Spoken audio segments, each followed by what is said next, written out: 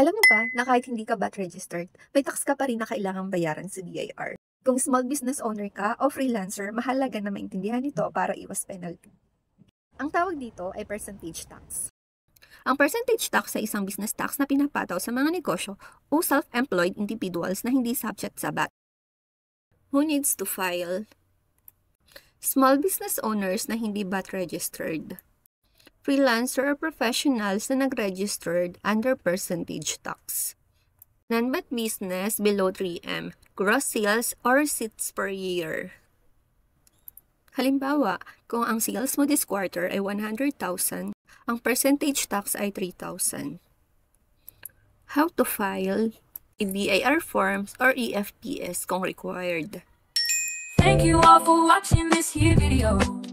Please like and subscribe and follow.